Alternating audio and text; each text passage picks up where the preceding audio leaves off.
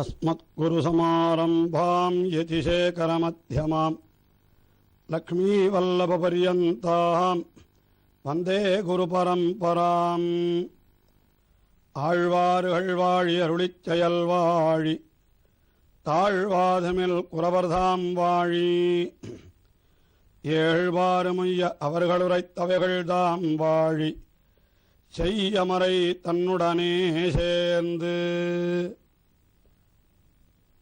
திருப்பாணாழ்வார் எம்பெருமானுடைய திவ்ய அவயவங்களையெல்லாம் ஒவ்வொன்றாக வர்ணித்து வருகிறார். அமரநாதிபிரான் என்கிற திவ்ய பிரபந்தத்தினுடைய ஒவ்வொரு பாசுரத்திலேயும் மிக அழகாக வர்ணித்து வருகிறார். அப்படி வர்ணித்து வருகின்ற அடைவிலே எம்பெருமானுடைய திருவடி தொடங்கி திருமுடி அளவாக இருக்கக்கூடிய அவயவங்கள் இவை அத்தனையும் 10 பாசுரங்களிலே வர்ணிக்கிறார். அதுதான் இந்த ஆழ்வாருடைய தனிச்சிறப்பு. அதிலே 8வது பாசுரத்திலே எம்பெருமானுடைய திருக்கண்களினுடைய அழகு தம்மை பேதமை செய்துவிட்டன என்கின்றார். அதாவது எம்பெருமானுடைய திருக்கண்கள், அந்த கண்கள்தான் ஒருவனை கட்டாட்சித்து தன்னிடத்தில் அவனுக்கு பக்தி உண்டாகும்படி செய்கிறதாம். ஜாயமானம் ஹி புருஷம் எம்பஷ்யேத் மதுசூதனஹா என்று சொல்லப்பட்டபடி பிறக்கிற பொழுதே எவனொருவனை எம்பெருமான் கட்டாட்சிக்கிறானோ தன்னுடைய திருக்கண்களாலே அவனுக்குத்தான் எம்பெருமானிடத்திலே ஒரு பிரீத்தியானது உண்டாகிறதாம்.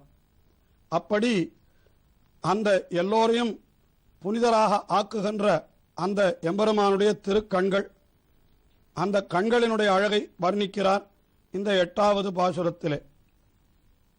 திருவரங்கம் பெரிய கோவிலிலே பெரிய பெருமாளாக எழுந்தருளி இருக்கிற எம்பெருமான் தான் முன்னொரு காலத்திலே நரசிங்கப் பிரானாக அவதரித்து பிரகலாதனுக்கு அருள் செய்தான்.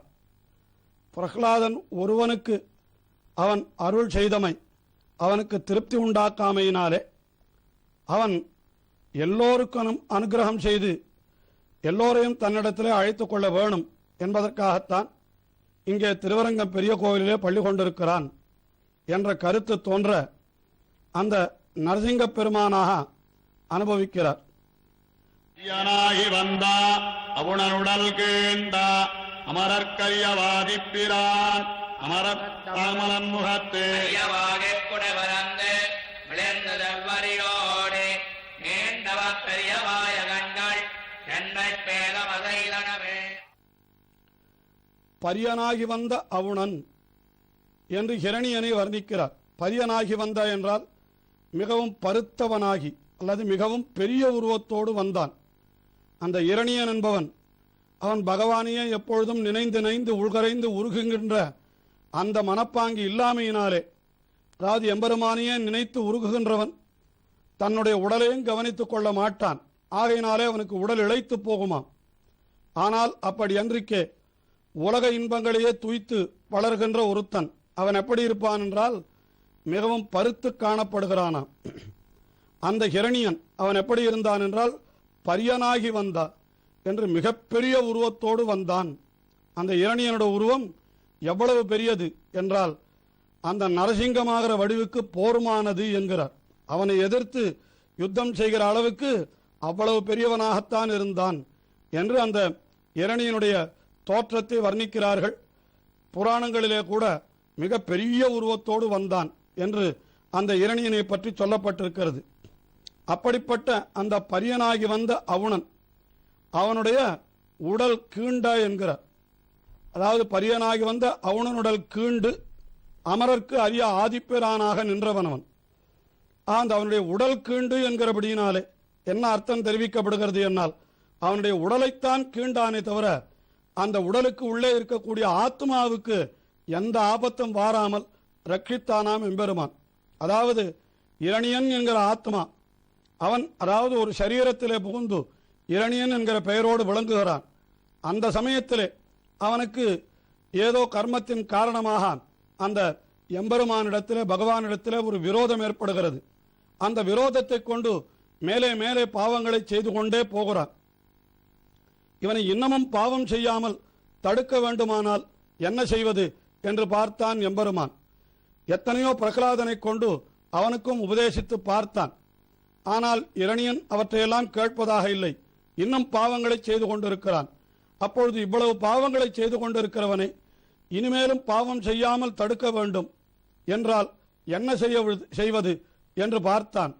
இந்த உடல் இருக்கிறபடியினாலே தானே அந்த இரணியனாகிற ஆத்மா பாவங்களை செய்து கொண்டே போகிறது. ஆகையினாலே இந்த உடலிலிருந்து அவனை பிரித்து விடுவோம் என்று பார்த்தான். அந்த இரணியனை தன்னுடைய மடிமேலே வைத்துக்கொண்டு அவனுடைய உடலை மட்டும் கீண்டான். உள்ளுக்குள்ளே இருக்கிற ஆத்மாவுக்கு எந்த ஆபத்தும் வாராதபடி என்று அதைத்தான் இங்கே ஆழ்வார் பரியனாகி வந்த அவனுடைய உடலைத்தான் கீண்டான், ஆத்மாவுக்கு அப்பொழுதும் நன்மைதான் செய்தான் என்கிறார். அப்படிப்பட்ட அந்த எம்பெருமான் யார் என்றால் அமரர்க்கு அரிய ஆதிப்பிரான். அமரர்கள் என்று சொல்லப்படுகின்ற நித்திய சூரிகள், அவர்களுக்கும் கூட இவன் அரியவன், நினைதற்கரியவன் என்று சொல்லலாம். அல்லது தேவர்களுக்கு கிட்டவரியவன் என்று அப்படியும் சொல்லலாம். இந்த இடத்திலே சிறுவனான பிரகலாதன் அவனுக்கு மிகவும் அருகிலே வந்து நெருங்கும்படி அப்படி இருந்த அதே நிலையிலே அந்த எம்பெருமான் தேவர்களுக்கு அரியனாகி இருந்தான் என்பதைத்தான் அமரர்க்கு அரிய என்கிற சொல்லாலே சொன்னார். அதற்கு மேலே அவன் யார், ஏன் அப்படி பிரகலாதனுக்கு மிகவும் நெருங்கும்படி அவ்வளவு தன்னை தாழவிட்டான் என்னால் அவன்தான் ஆதிப்பிரான். ஆதிப்பிரான் என்னால் இந்த உலகத்தை எல்லாம் படைத்தவன். பெற்ற பாவிக்கு கைவிடப் போமோ என்கின்றார். அந்த உலகத்தை எல்லாம் படைத்து உலகத்தை எல்லாம் காத்து அழித்து எல்லாவற்றையும் செய்கின்றவன் அந்த எம்பெருமான் ஆகையினாலே தன்னாலே படைக்கப்பட்ட ஒரு பிரஜை அந்த பிரகலாதன், அவனுக்கு ஓர் ஆபத்து வரக்கூடாது என்பதற்காக ஒன்றோ இப்படிப்பட்ட உயர்ந்த ஒரு திருமேனியை கொண்டான். அதுதான் பரியனாகி வந்த அவுணனுடல் கீண்டவன், அமரர்க்கு அரிய ஆதிப்பிரான். அப்படி ஒரு நாள் ஒரு பிரகலாதனுக்கு உதவினது போதாது, எல்லோருக்கும் எல்லா காலத்திலும் உதவ வேண்டும் என்பதற்காகத்தான் அவனே என்ன செய்தான், அரங்கத்து அமலனாக எழுந்தருளி இருக்கிறான். இப்படி திருவரங்கம் பெரிய கோவிலே வந்து எழுந்தருளி இருந்து எல்லா காலத்திலே இருப்பவர்களையும் வாழ்விக்க வேண்டும் என்று அப்படி எம்பெருமான் எழுந்தருளி இருக்கிறானாம். அரங்கத்து அமலன் என்கிறார். அமலன் என்னால் தான், அதாவது அமலன் என்பதற்கு மிகவும் சுத்தியை உடையவன். மலம் என்றால் தோஷம், அமலன் என்றால் அந்த தோஷங்கள் எதுவும் இல்லாதவன். அதாவது யாருக்கு என்ன தோஷம் இருந்தாலும் அந்த தோஷத்தை போக்குபவன் என்கிற பொருள். இந்த நரசிங்க பெருமானாய் எழுந்தொழினவன் தான் அரங்கத்து அமலன் என்கிறபடியினாலே அந்த இரணியனுக்கும் கூட இந்த உடலாலே என்றோ ஒரு தோஷம் ஏற்பட்டது. அந்த அகங்காரம் என்பது ஏற்பட்டு நானே கடவுள் என்றெல்லாம் சொல்லும்படியான ஒரு நிலை அந்த இரணியனுக்கு ஏற்பட்டது. அதை போக்கி கொடுத்தான் அல்லவா. ஆகையினாலே அவன் அரங்கத்திலே எழுந்தருளிருக்கின்ற அமலன் தான் ஒருத்தன் சுத்தனாக இருப்பது மட்டுமன்றி மற்றவர்களையும் சுத்தனாக ஆக்குகிறவன். ஆகையினாலே அரங்கத்தமலன். அப்படிப்பட்ட எம்பெருமானுடைய திருமுக மண்டலம், திருவரங்கத்திலே எழுந்தருளிருக்கிற எம்பெருமான், அவனுடைய முகத்து அந்த திருக்கண்கள் எப்படி இருக்கின்றன என்றால் கரியவாகி என்று உள்ளே கருவிழிகள் கண்ணங்கரேல் என்று இருக்கின்றனவாம். அதற்கு மேலே புடை பறந்து என்றால் மிகவும் விசாலமாக இருக்கின்றன. அதற்கு மேலே மிளிர்ந்து என்றால் அதிலே அந்த அடியவர்களை கண்ட மகிழ்ச்சியாலே அந்த கண்கள் பொங்குகின்றன அல்லவா, ஆனந்தத்தாலே. ஆகையினாலே அவை பளபளவென்று அப்படி இருக்கின்றனவாம்.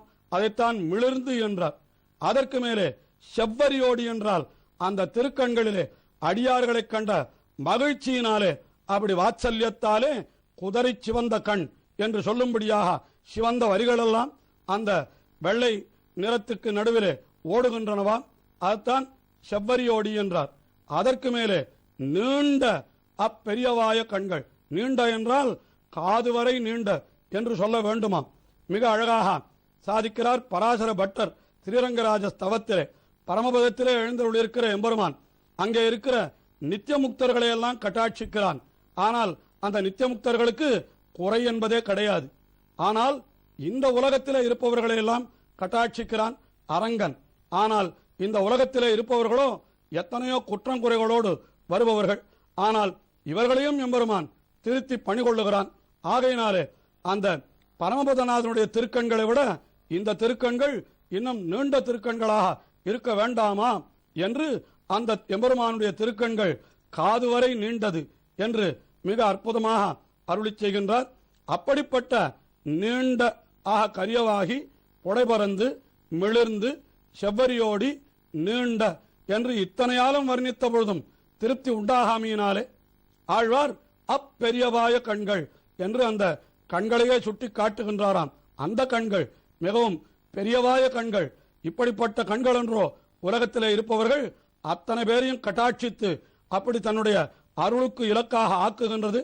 அப்படிப்பட்ட அந்த பெரியவாய கண்கள் என்னை பேதமை செய்தன, என்னை அப்படியே பித்து பிடித்தவன் போல ஆக்கிவிட்டன. அந்த எம்பெருமானுடைய திருக்கண்களினுடைய அழகிலே மயங்கிய நான் அப்படியே பித்து பிடித்தவனாக ஆகிவிட்டேன் என்று இந்த திருக்கண்களுக்கு மட்டும் ஒரு பாசுரத்தை அருளி செய்கின்றார். எத்தனையோ ஆயிரக்கணக்கிலே பாசுரம் அருளி செய்தவர்கள் கூட இந்த திருக்கண்களை மட்டும் தனியாக இப்படி ஒரு பாசுரத்திலே இவ்வளவு அடைமொழிகளோடு இவ்வளவு விசேஷணங்களோடு வர்ணிக்கவில்லை.